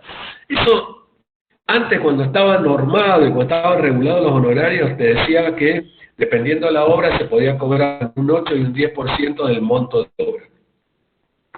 Si era una obra menor, por ejemplo la remodelación, o era una adecuación, una modificación, se cobraba hasta el 15%. Pero por lo general se cobra entre el 8 y el 10%, pero te insisto, Fernando, lo que dije cuando presenté el tema, que es complicado el hecho del autocontrol. O sea, vos administrás una obra y sos el director de obra. Si querés ser administrador, podés ser tranquilamente, pero tratá de no ser el director de obra. O viceversa, si sos el director, tratá de no ser el administrador, porque te estarías controlando a vos mismo. Como decía mi madre, no solamente en esta vida hay que ser, sino que hay que parecer. Vos podrás ser todo lo honesto y derecho que todo el mundo diga de vos, pero por ahí las sospechas pueden levantarse. Mirá, te cuento una anécdota cortita. Hace como, no sé, del año 92, 93, mucho, 30 años. Le estaba haciendo la casa a una persona en la ciudad de Córdoba, ¿no? Y al lado se vendía un terreno. Resulta que el terreno me gustó y lo compré para hacer 2 dúplex. Y mientras le hacía la casa a esta persona, empezó a correr la bola, ella, que yo le robaba materiales para hacer los dúplex que estaba haciendo al lado. Yo decía, a vos de casualidad que te alcanza la plata que me estás dando para hacer tu casa, mirá si te voy a estar sacando materiales para hacer duplex que te triplicaban en superficie y en otras cuestiones. Por eso es muy importante el tema de separar la administración de la dirección de obra. Sergio, ¿qué me está preguntando? A ver, el cómputo de materiales forma parte de la dirección de obra en referencia al layout de obra. Vos tenés que presentar, en el proyecto, el proyectista tiene que presentar un cómputo estimativo y un presupuesto estimativo. Eso estaría corriendo por parte del director de obra o bien de la empresa constructora, si hay empresa constructora, del representante técnico. El representante técnico es el que hace el cómputo de materiales. Sabrina, ¿gastos del vibro, chanchita, andamio van a cargo de la empresa o del comitente? Según cómo estés contratando, Sabrina, si vos contrataste con empresa constructora, eso es a cargo del comité, de la empresa. Si vos contrataste con el contratista y el contratista no tiene esas herramientas, las tendrá que alquilar y las pagará el comitente. Eso depende de quién es, si es empresa constructora o si estamos trabajando con un contratista que no tiene esas herramientas. ¿Alguna otra pregunta más? No. Bueno, no sé si alguien quiere preguntarme algo más. Si no quiere preguntarme nada más, podríamos ir cerrando el día de hoy. Aclaración para los que entraron más tarde. El martes próximo vamos a arrancar a las 6 de la tarde. Si ya están todos adentro, arranco el más. Si no, les voy a dar un changüí de unos minutitos más para que entren, pero no, por favor, 42 minutos tarde o 45 minutos tarde. AW Arc Studio, no sé cómo es tu nombre, AW. Sí, te voy a mandar luego en el material, también lo dije eso pasa por entrar más tarde, me parece, vos entraste más tarde. Carolina, ¿y por qué se llama AW si está más Carolina? CC se tendría que llamar, bueno, no importa. Ahí en el material que les voy a mandar también en Word el acta de mandato. El acta de mandato está en Word para que ustedes la modifiquen, le cambien, está explicado cómo hay que completarla, pero lo más importante, el acta de mandato, se lo voy a repetir ahora por la duda. Tiene que estar notificado el cliente antes de que empiece la obra, o sea que la tiene que firmar antes, tiene que tener fecha anterior, quiero decir, al inicio de obra, para que se esté notificando el cliente, y la segunda cosa muy importante, que esté certificada esa fecha por alguna entidad pública, qué sé yo, te va al banco, te va a la comisaría y le pedí que te pongan un sello, o el mismo colegio profesional. ¿Qué pasa si el comitente no quiere hacer el estudio del suelo? Voy a decir que te obliga al municipio que lo hagas. Y te voy a aclarar algo por las dudas. Yo ahora estoy viviendo en Mendoza, hace 1 año y medio me volví acá a Mendoza, ¿no? Bueno. Acá en la mayoría de los barrios privados, a partir de que hubo un problema en un barrio privado, importante, un barrio privado de gama alta, hubo un problema de una serie de asentamientos que existieron porque, bueno, cuando nivelaron, cortaron un cerro y nivelaron con lo que habían sacado la hondonada del cerro, y entonces fundaron ahí considerando que tenían la misma resistencia al suelo que la parte que habían cortado. Empezaron a haber una serie de asentamientos diferenciales, hundimientos, y ahí fue la cuestión judicial, demandas cruzadas por todos lados. A partir de ese momento, la mayoría de los barrios cerrados, te obliga a que hagas un estudio de suelo antes de fundar o antes de presentar el proyecto. Y yo te digo a vos, Romina, que por las dudas, por una cuestión de seguridad tuya personal, si no lo quiere pagar el comitente, pagalo vos y cobráselo de alguna otra forma. Porque a vos te va a asegurar que las fundaciones que estás poniendo en ese terreno son las fundaciones adecuadas. Porque el día de mañana, y te cuento porque he sido perito de parte muchas veces, el día de mañana el dueño se le hunde la casa y entonces te dice, no, pero usted es la dueña de la propiedad, no, pero usted no me quiso pagar, ¿se acuerda que usted no quiso hacer el estudio de suelo? Y entonces vas a la justicia, y en la justicia, cuando el juez lee, te dice, pero acá ¿quién es el técnico? ¿El señor que compró, que estuvo haciendo la casa, que es caramelero, vende caramelos en el centro? ¿O usted que es la arquitecta? Usted que es la arquitecta. Por lo tanto, usted, fíjese que dice acá, la responsabilidad sobre los vicios del suelo del Código Civil y Comercial, el artículo 1254, es del director de obra. O sea que marche preso. ¿Qué digo con esto, Romina? Un estudio de suelo, bueno, no sé cuánto costará en la zona de ustedes, pero no cuesta más de 30, 40 mil pesos. ¿Es plata? Sí, es plata. Pero ¿cuánto vale un metro cuadrado de construcción? Estamos hablando de un metro cuadrado de construcción, vale de 80.000 para arriba, en cualquier parte. Así que, Romina, ese es mi consejo. ¿Qué profesión lo hace? Hay ingenieros que se dedican a eso o geólogos. Hay ingenieros que hacen los estudios de suelo y especialistas o geólogos. Si te tuviera que recomendar alguno, te recomiendo que lo hagas por un geólogo. Los geólogos lo hacen. Bueno, ¿alguna otra duda, pregunta o consulta que quieran que veamos? Yo, sí, pero prefiero hablar que escribir. Buenas tardes a todos. Hola, María. Ese estudio de suelo. Yo, por ejemplo, vivo en un pueblo muy chiquito acá en el sur de Río Negro. No hay profesionales disponibles. Y todo el mundo, por uso y costumbre, funda con zapatos superficiales a 80 centímetros más o menos. Si yo hiciera un estudio de suelo, ¿qué superficie me abarca? Digamos, ¿un barrio completo, todo el pueblo? No, puede pasar que en el mismo terreno vos tengas dos tipos de conformaciones diferentes de suelo. Te cuento para ciudades más grandes, que se suele hacer.